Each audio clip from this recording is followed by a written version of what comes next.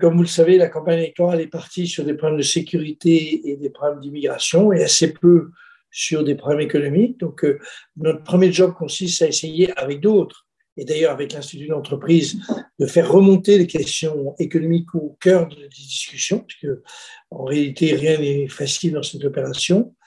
Et par la suite, il est possible qu'en janvier-février, on essaye d'organiser des débats autour des propositions des membres du cercle, et donc du cercle d'économistes, et des principaux candidats jugés intéressants, c'est-à-dire tous les candidats sauf les extrêmes.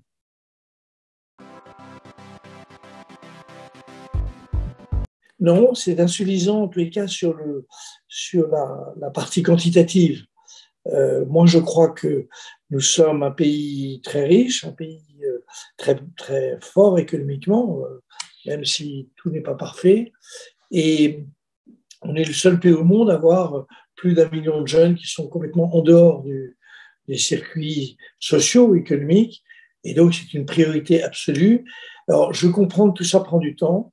Je comprends que la principale décision consiste à dire quels sont les acteurs qui vont intervenir, sûrement pas uniquement l'éducation nationale, mais ça peut être des différents acteurs comme, par exemple, évidemment des entreprises, mais quand je regarde des opérations qui ont été lancées depuis des années pour les NEETs, on s'aperçoit de manière beaucoup trop marginale, mais que ce sont souvent des associations.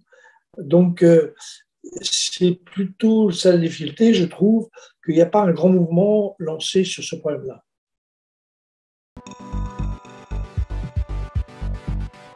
Bien sûr que non. Même si les arguments sont tout à fait acceptables, hein, je veux dire, je ne suis pas un juge des bons et mauvais arguments, j'ai mes opinions, mais ce n'est pas ça qui suffit. En revanche, 2 remarques. La première, c'est que l'idée de décroissance traverse toute l'histoire du dernier siècle. Il y a au fond beaucoup de rapports, beaucoup de discussions qui ont eu lieu dans les années 70, notamment le rapport Meadows, qui avait été fait sur le principe de la décroissance. Et lorsque j'observe ce qui se dit aujourd'hui, je m'aperçois que derrière le mot décroissance, ou plus exactement, le fondement même de la décroissance, c'est le rapport au travail. Et il est tout à fait normal que les uns et les autres aient des positions différentes. En revanche, les démographes sont pas tout à fait, j'allais dire, ça n'est pas une discipline complètement non fondée. Et nous savons qu'en 2050, il y aura 10 milliards de personnes, donc 1,5 milliard de plus, enfin 2 milliards de plus, et il va bien falloir le nourrir. Donc, tout ça explique à quel point, un peu comme c'était cette erreur de Malthus, il y a maintenant 1 siècle et demi, on se retrouve, j'allais dire, confronté à des positions qui ne sont pas très réalistes.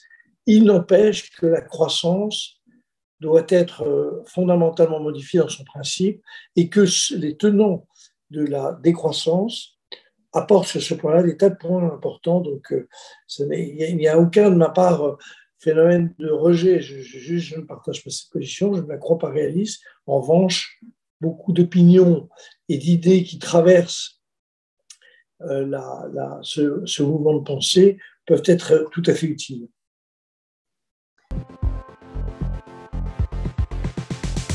La première, c'est que nous avons vécu depuis toujours, enfin en tout cas depuis 2 siècles et demi ou 3 siècles, avec l'idée d'un contrat social. Ce contrat social, c'est comment les groupes sociaux, finalement, arrivent à vivre ensemble sur le partage de la valeur ajoutée, le partage du savoir, tout ce qui finalement doit faire l'objet d'un accord sur la manière dont les êtres humains, particulièrement une collectivité, décident de se répartir les ressources. Et c'est vrai, donc c'est cette première remarque, que tout, depuis toujours, a été fondé autour j'allais dire, des groupes sociaux, des classes sociales intragénérationnelles. On n'a jamais mis en avant, plus précisément que cela, l'idée que l'intergénérationnel joue un rôle majeur. Et donc, il faut que le contrat social, celui qui nous permet de vivre ensemble dans une société comme la société française, intègre l'idée qu'il faut trouver un marché.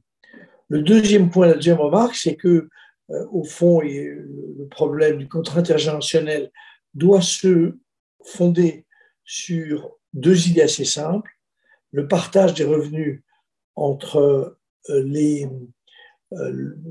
différentes générations n'est pas satisfaisant.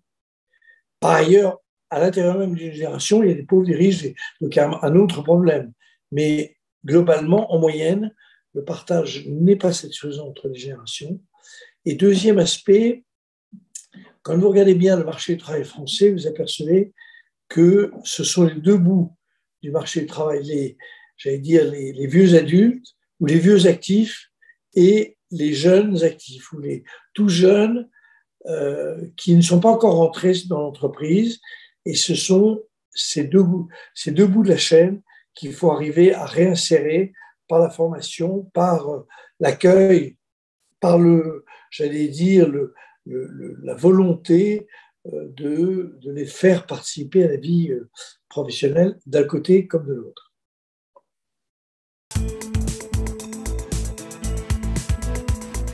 Bien sûr que oui. Comme vous le savez, le débat était de faire le choix entre une réforme paramétrique, comme on l'a déjà fait 4 fois, depuis Balladur en 93 jusqu'à 3 autres, et des réformes plus systémiques, donc l'idée, par exemple, d'une réforme des régimes par points.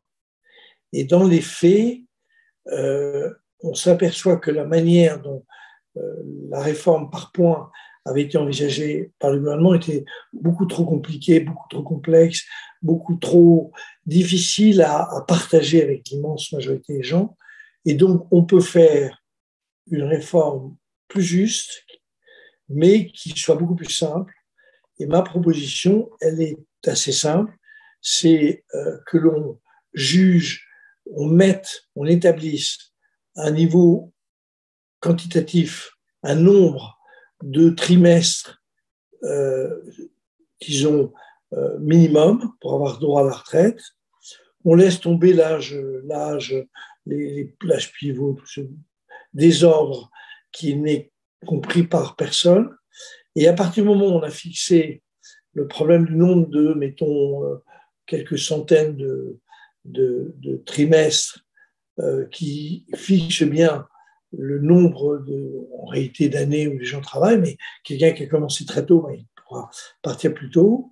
On décide des bonus-malus selon qu'on en fait plus ou on en fait moins, avec une prise en compte pour le nombre de trimestres exigés de la pénibilité. Donc il faut faire un truc très simple et qui, de mon point de vue, peut tout à fait marcher très bien.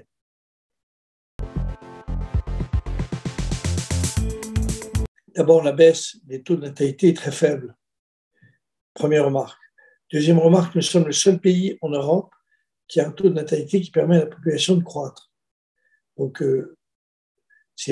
on est plutôt proche des 1,8 plutôt que des 1,9, mais ça n'est pas non plus la fin du monde.